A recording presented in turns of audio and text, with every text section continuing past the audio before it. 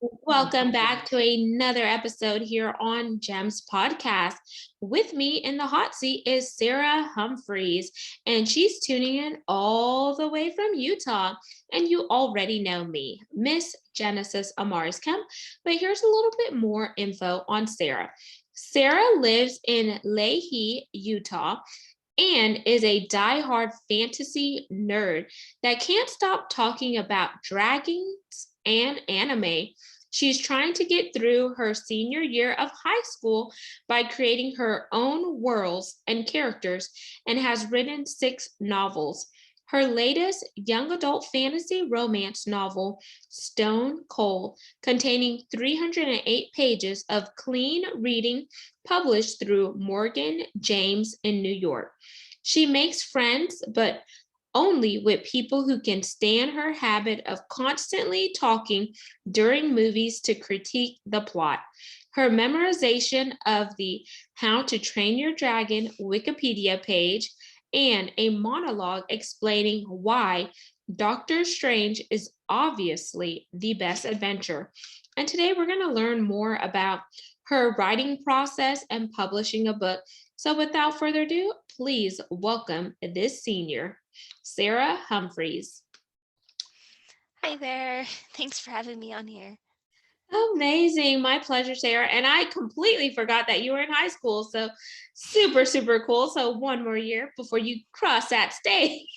Actually, I'm a senior in high school, and I think this year, I think this year was actually my last year, so I'm done with high school. So yay! Oh, amazing. Okay, so we probably got the form before you graduated. So our Yeah. But I might my bio, I wrote it when I was 15, so I should probably update that sooner or later. amazing. So where are you heading for college? I'm going to BYU, Okay, Maryland University. Brigham Young. Yeah, in Amazing. Provo. Yeah. Congratulations. Are you excited to embark on that new journey? More nervous than excited, but we'll see how it goes. And then what are you going to major in? I also have no idea. Probably English and editing because I like writing, I like language, so that would be something that I enjoy and something that would be practical career-wise. Amazing. And now we're going to do our connecting part of the episode to connect you with the audience. And I like to do that in a fun and personal way.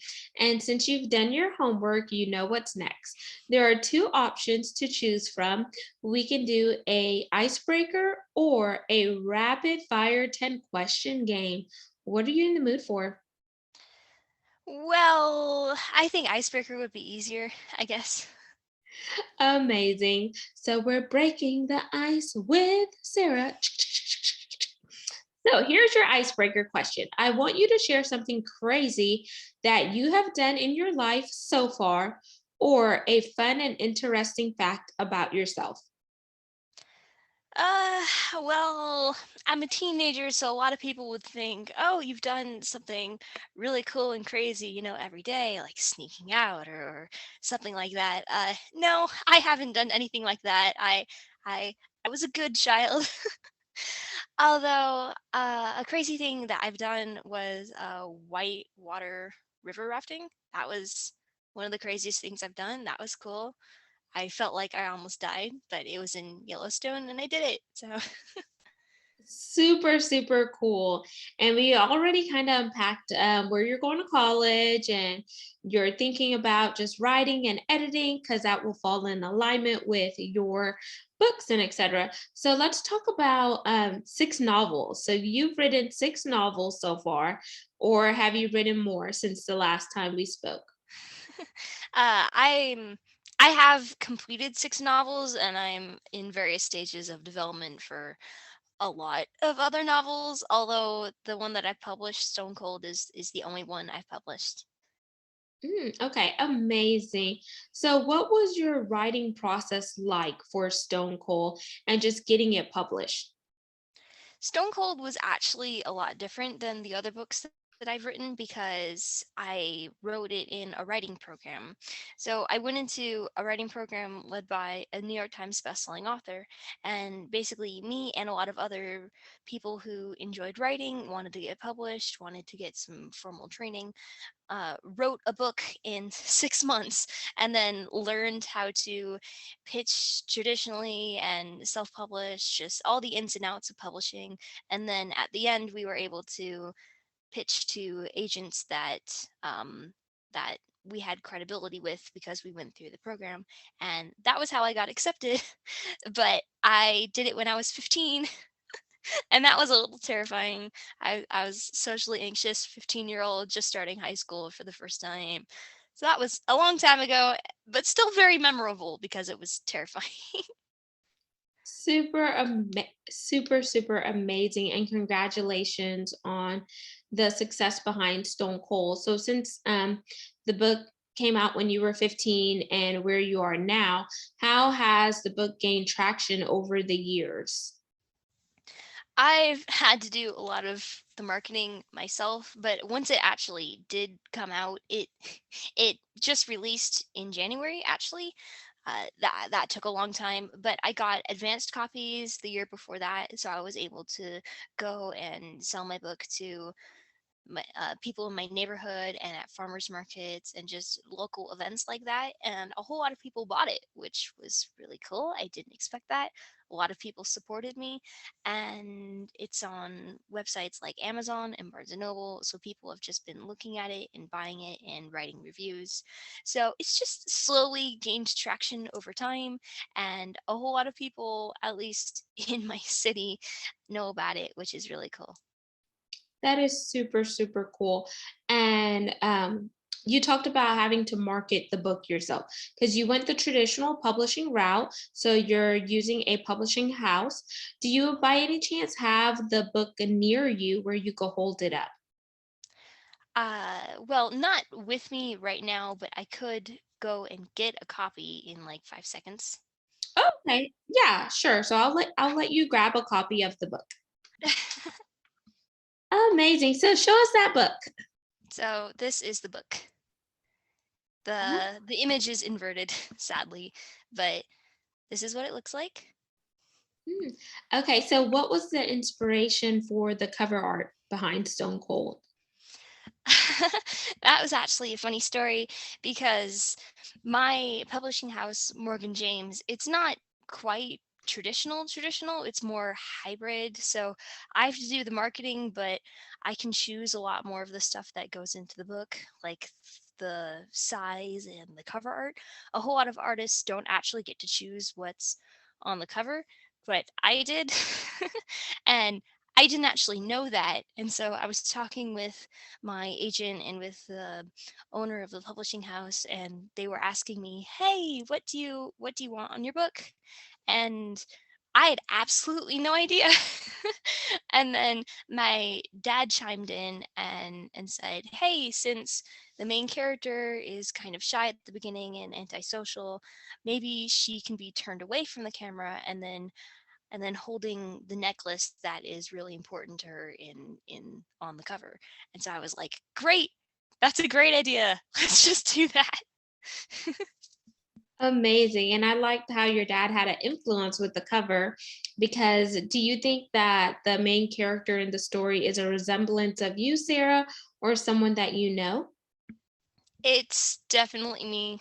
The main character is 100% me. She has a whole lot of character traits that I share with her. It was kind of like me taking all of my anxiety and my own flaws and projecting it onto a fictional character. So, walk us through just like a brief overview of what the audience can gain from going out and grabbing a copy of Stone Cold. Okay. Well, my book is it follows a society where people wear enchanted stones that take away emotion. And the main character, the stones don't work on her, but she has to hide that. So she struggles a lot with anxiety and presenting herself and basically learning how to express herself in this environment that's really toxic for her. And so in the book, I tried to solve the question of how someone can be themselves and deal with anxiety. I put a lot of mental health questions in there, and that was what I really tried to do. So someone can go out and buy my book if they're a teenager struggling with anxiety and mental illness, or if they just want to read a fun story, because I think this is a really fun read. The characters are entertaining. At least I tried to make them entertaining. I like them. Don't think anyone could love the characters in my book quite as much as me. But I'd appreciate if other people were to um, experience this story too and love the characters just as much as I do. Amazing. And it took you 6 months to write the book, and it took a longer time to get the book published, right? Yeah, it takes a long time for a book to get published, which I didn't think earlier. But yeah, so I wrote it in 6 months and I edited it, and then I was talking with the people running the show, and they were like, this was December of 2020, and they were like looking at their calendars, and they were like, oh yeah, this is great. We can slide you into the January slot, January 2022. So Wow. that it I didn't think it took that long, but it does. But I got it. It's out now. Wow. Well, congratulations. 6 months is not a long time to write a book, but the longest part of the book process was just getting it published and then released. So, in the time that you were waiting for the book to get published and released, what were some of the things that you were working on in the back end? Oh, I well, I had to do all the marketing, so I had to set up my own website and my own social media sites and Facebook, Instagram, stuff like that. And I just basically had to build a following and learn how to get the word out. And I was also working on the second book and plotting out the second book and things like that. So I I constantly had to be working towards what I wanted with my book. Okay, super cool. So, you didn't want to lose any momentum. So while you're waiting for that book to come out, so let's just say this Stone Cold was in the incubator. You began plotting out the second book and just working on it. Is the second book a sequel to Stone Cold? Yeah, it's gonna be the first one and then second one, and that's it. It's a duology. Oh, super cool. Can you give us a teaser, or is that not ready to be released yet? Well, actually, I'm almost done with it. I'm almost done with the first draft, so that's nice. But the thing about the second book is that the first book ends off on a terrible cliffhanger, like awful. Sorry for that. But so I can't really give anyone the summary of the second book without seriously spoiling the first book. Okay, so we just got to read the first book, get on that ugly cliffhanger in order to go grab the next copy, which is the one that's going to have all the meat and potatoes, I'm assuming, right, Sarah? Yep, it's the end of the story. The characters will get their happy ending. Amazing. So then this question is going to be for aspiring authors. So for any young man or young woman that is thinking about writing a book, what are your tips for them? Well, it's always really hard to get yourself motivated to actually finish a book.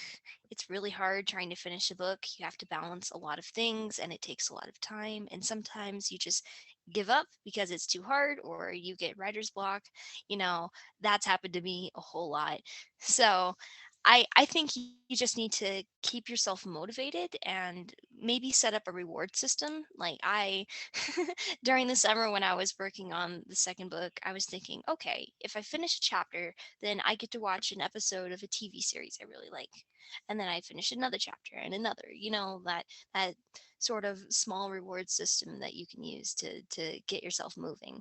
And if you finish a first draft, if you get something edited and completed and get a manuscript on the table and ready to either self-publish, traditionally publish, just get ready for eyes other than yours to see. You are way ahead of a whole lot of other aspiring authors that never even finish anything because they have a whole lot of ideas, but they never actually have they never actually have the motivation to get a completed book. Mhm. I love that advice. And since I'm an author as well, as you know, um, one thing that helped me with the writer's block was my one cube method, which is you could write one paragraph a day, one chapter a day, or you could write a page a day. So if I do it in chronological order, it's a paragraph a day, a page a day, or one chapter a day, whichever one is most attainable based on your lifestyle. At first, I was saying one sentence a day because anyone could write a sentence. We ty- we type sentences via text, and sometimes they're not even complete sentences. So if you think about that and you break it down into chunks, that's one way to like really track your progress, and then you build up from there.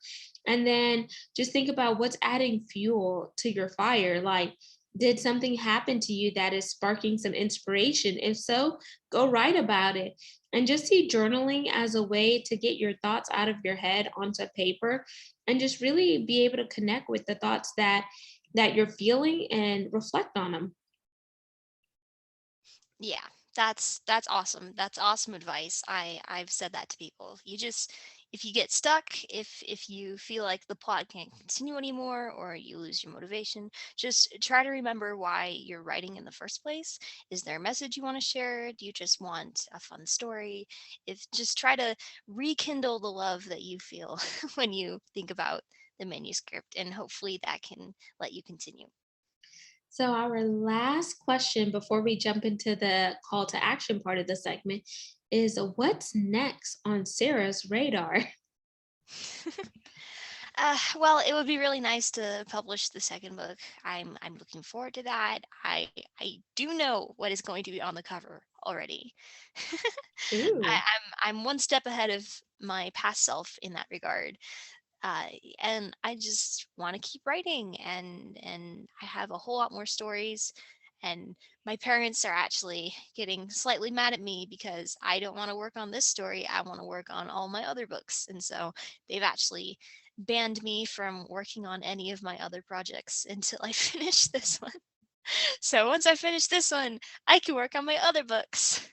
Amazing. So it seems like Sarah's call to action is finish the duology for Stone Cold so you could go embrace your creativity butterfly and work on the other books that you're so wanting to work on, right? Yes, absolutely.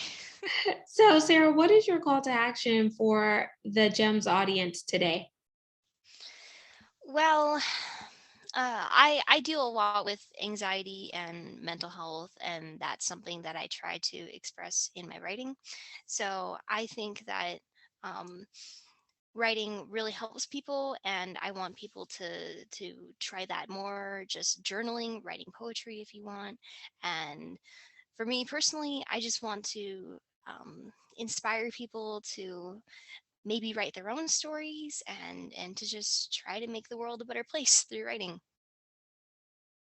Amazing. And I'm just so glad to just hear a young person out there going after and following your dreams. So, Sarah, tell the audience how they could reach you via your website and where you primarily hang out on social media.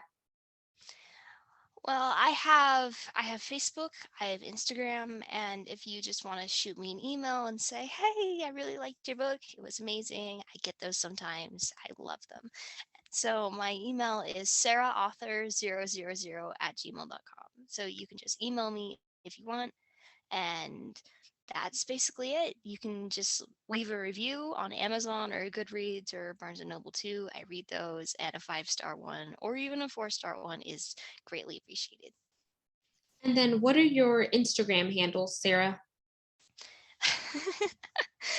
Oh boy, I probably should change it, but it's Sarah underscore fantasy underscore author.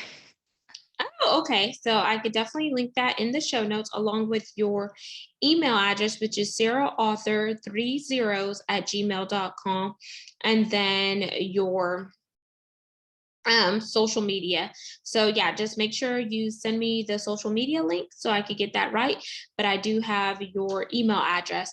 And Sarah, I want to thank you so much for coming on Gem's podcast and sharing your creativity with the world, as well as giving them some tips that they can use to start their own writing journey and publish their book, whether they're going the traditional route or self-publishing route.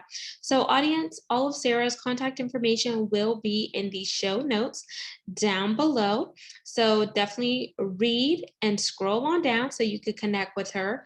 Make sure you don't forget to like, comment, and subscribe. We're on 40 plus platforms, and you can see the video to this recording on our YouTube channel by going to @gems GEMS with Genesis Amaris Kemp. Until the next episode, next guest, I want to thank you for supporting us on a continual basis. So that leaves me with this incredible sign out. Peace, love, and lots of blessings. Have yourself an amazing day.